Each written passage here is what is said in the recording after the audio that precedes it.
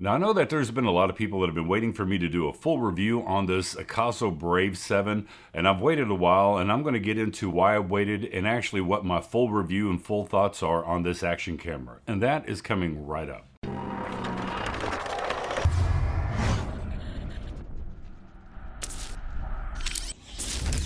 Now, let me go ahead and preface this video that yes, Akaso did send me this Brave 7 free of charge. They did not tell me what to say. They didn't pay me. They said, here's the camera, give us your honest thoughts about it. So that's what this full review is going to be about. And by the way, I'm not going to lie to you, this review is going to be a very lengthy review, so be prepared. Hopefully, since it's going to be uploaded on a Saturday, you've got some time to kind of look through all of the video clips, audio samples, everything that I'm talking about, and explaining why I came up to my final conclusion about this Akaso Brave 7. And I will be putting time markers down below so that if you don't want to hear me ramble for a while, you can kind of skip ahead. So first off, let's talk about this Brave 7. So far, to date, I will say that this is Akaso's best build action camera yet. The build quality on this is fantastic. I love the fact that it's got a USB Type-C and they've gotten away from that micro USB because that's always such a pain. Plus, you get a little bit better transfer.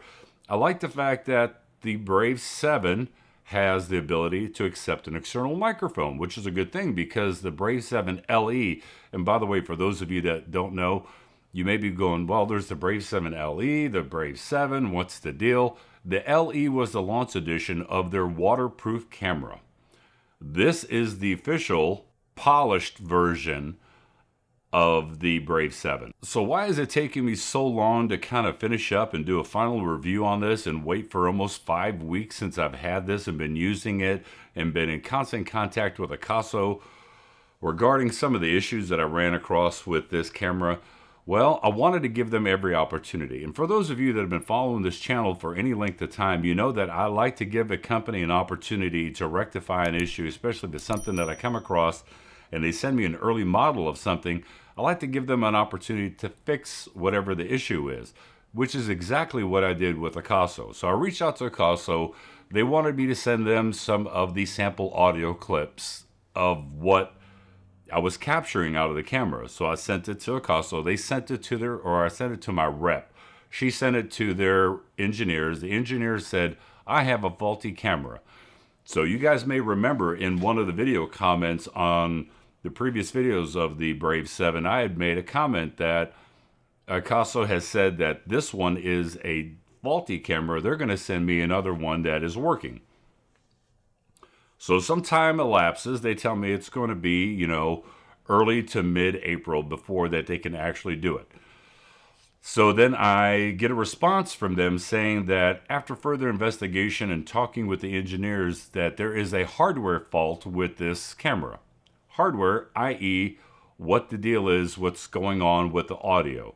And what's going on with the audio is they say that they wanted me to use one of 3 different audio players or video players to be able to get the audio out of it. And I said, well, hang on a second. There's a lot of people that either use Final Cut Pro or they use, like myself, Adobe Premiere Pro. I've tried it on VLC player, on Windows Media Player, and it's all the same. It's hardly hearable at all. And if you do try to boost it up in post, there is so much internal noise and hiss from the preamp on this microphone that it's ridiculous. And unfortunately, when you boost up the audio in post, you also boost up all of that. And then I have tried to fix the audio, which to try to clean it up just to see, can I make it salvageable? It would take a massive plugin that I don't have, and even using different things like Adobe Audition to try to fix the audio in this was impossible. Now, yes, it does have an external microphone, so that does give you the ability to get better audio than what the built-in microphones offer you, but at a cost. So yes, you do get louder audio, but the audio is horrible. Even out of that external microphone, the audio still sounds very, very bad. And what I want to do right now is I want to show you a clip of the Akaso Brave 7 untouched audio, raw, what's coming out of the camera, and let you listen for yourself. Audio test with the built-in microphone. 1, 2, 3, 4, 5. Now let's try this external. And now I want to do that same clip, and I'll boost it up 20 to 30 dB. I'll mark it down on the bottom what I boosted it up to just to see what that sounds like. Audio test with the built-in microphone. 1, 2, 3, 4, 5. Now let's try this external. And now in this next clip, I'm going to show you what the external microphone sounds like on this Brave 7. Okay, so now I've got the external microphone plugged in. 1, 2, 3, 4, 5. 1, 2, 3, 4, 5. Now, since the Brave 7 is the next generation of the Brave 7 LE, I figured I'd do a side-by-side comparison and just remind you of what that clip looked like in video quality and stabilization. Okay, just a quick little video comparison between the Akaso Brave 7 LE and the new Akaso Brave 7. So we're going to do a quick little audio test. First, the 7 LE, 1, 2, 3, 4, 5.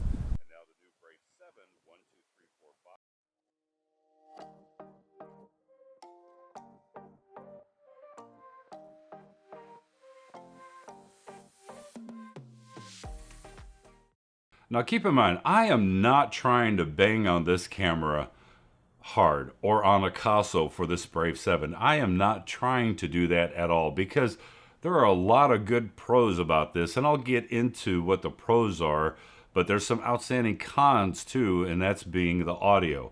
Now I am prefacing this when I say this that we are talking about a sub $150 action camera that comes with a ton of accessory, comes with two 1350 milliamp hour batteries, which in my testing, I was getting over an hour at 4K, 30 frames per second with EIS on and the screen on. So that's not bad. It does perform very well. I like the fact that you can remove the outer lens on this camera. So if there's, and I haven't tried it, maybe I should, just to see if the ND filters for the Osmo Action will actually fit onto here. But it's nice to have a removable lens in case you ever scratch it or damage it, that you can get a replacement for it. Now, did I try out any of these players? No, I didn't. And I'm going to tell you exactly why I didn't try out any of these players. These players, they all triggered a virus warning on my computer when I attempted to do a download on it. And that's one of the reasons why that I don't like using third-party apps, especially for my phone. Now, I will say that the Akaso app for your phone actually is not a bad app. It runs pretty stable. I've had no issues with it. It doesn't ask for crazy permissions where it wants to access my photos, it wants to access my contact list. That's one of the reasons why I stay away from third-party apps. Now, the Akaso app is nice.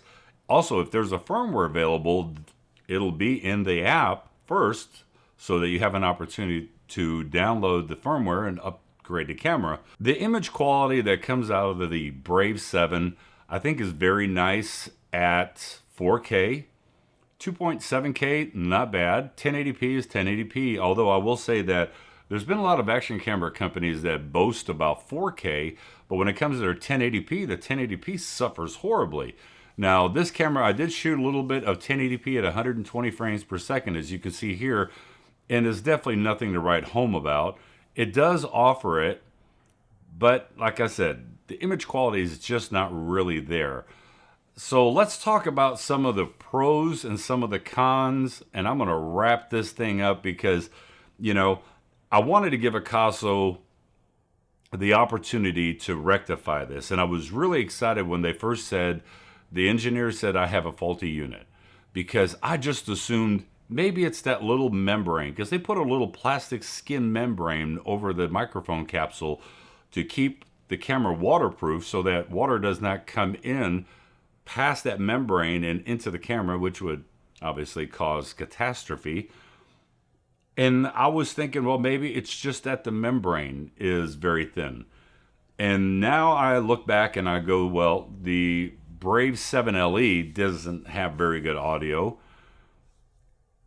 And one of the kickers for me was when I was reaching out to my rep and I said, can you just ask the engineers, do whatever that you've done to the V50 Pro for its audio firmware and do that on this Brave 7 and you'll have yourself a winner.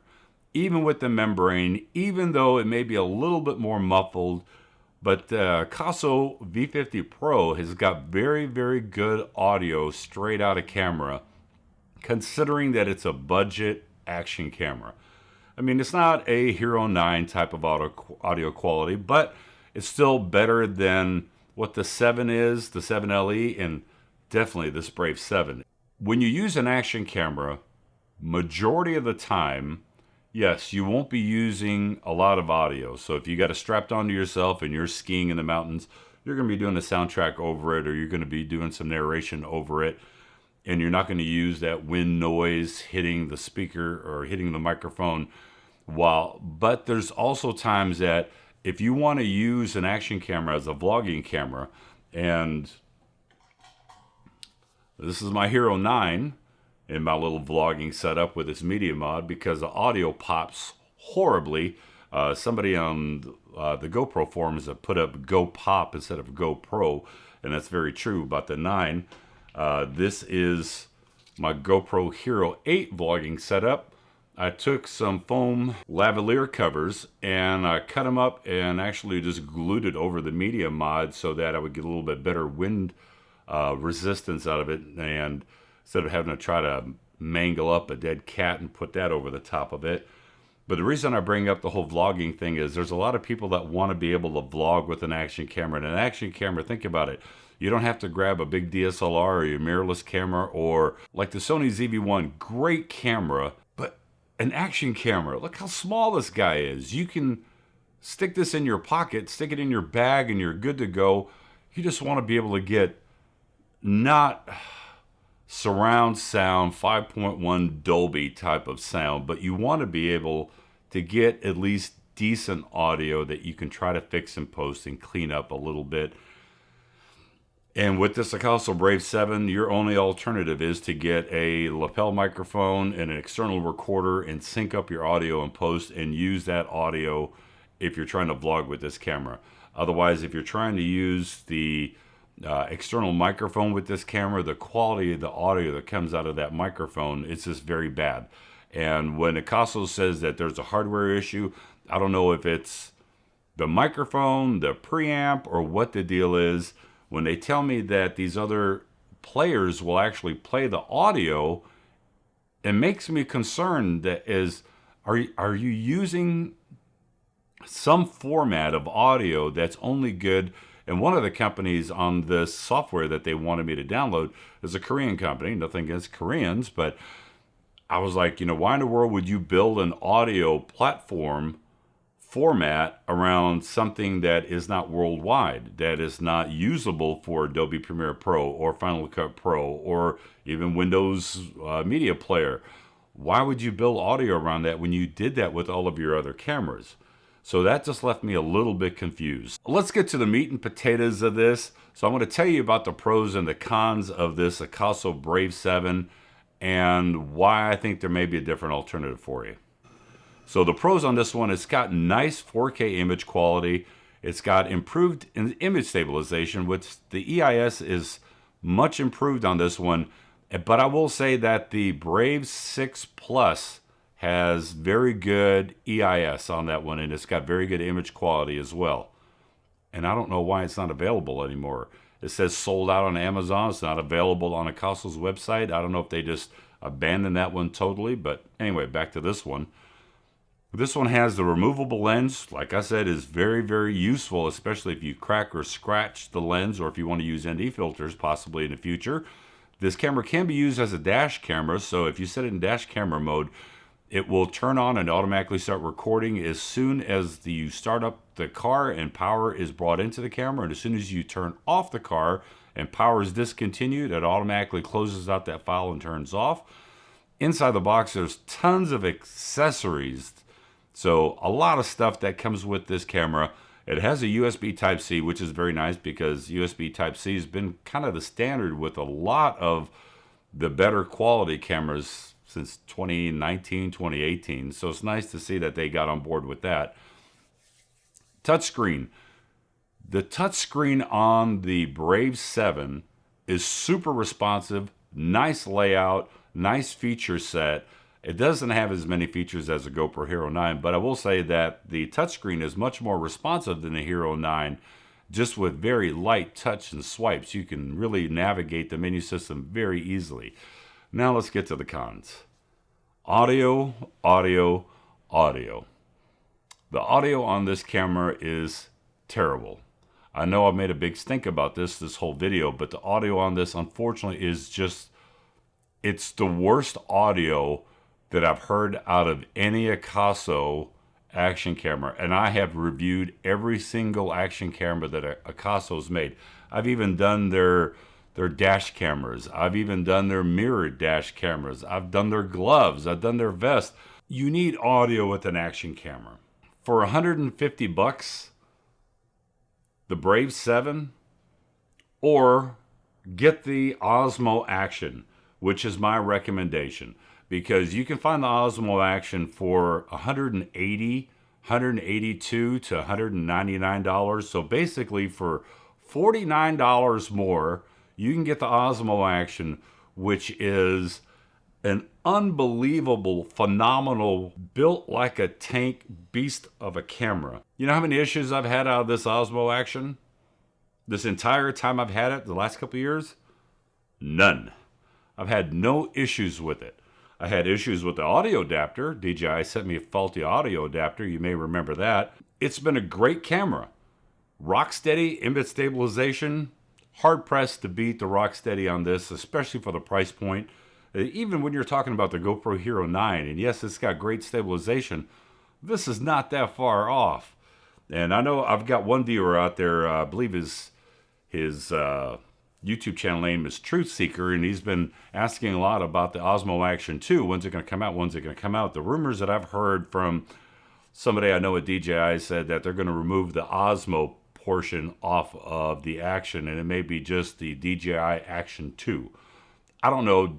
Don't quote me on that, but this is something that I've heard down the pike. So the Akaso Brave 7, is it a good camera? Should you get it? On this one, I'm going to have to really say, no, it's a pass, and it's a hard pass because of the audio. The audio is not even something that you can salvage on this. Very unfortunate, because like I said, it's built like, it's the best build quality that Akaso has put out yet.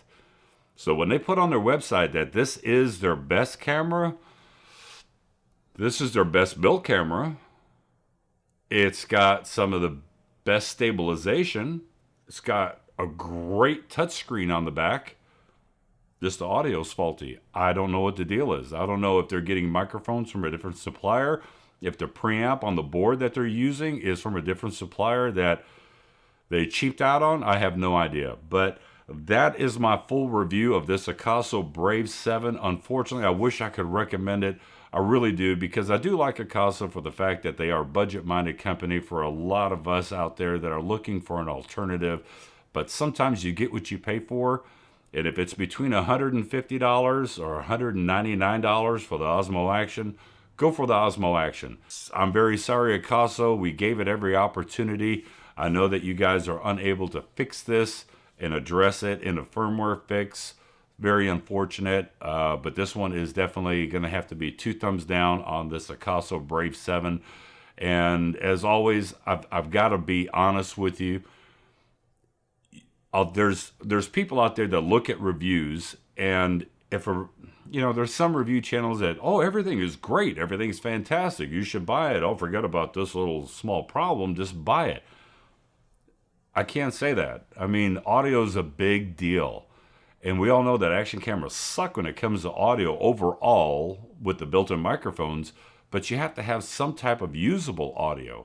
And when you have no usable audio, that kind of takes the camera out of any type of situation, unless you just want to spend 150 bucks on something that you're going to catch some 4K video with, and you're never going to use the audio, and you don't mind using a lapel microphone and a backup external recorder. I don't know. I can't spend your money for you, but if you're looking to me for my advice regarding this, I say it's a hard pass. So until the next video, I'll catch you on the next review. Bye-bye.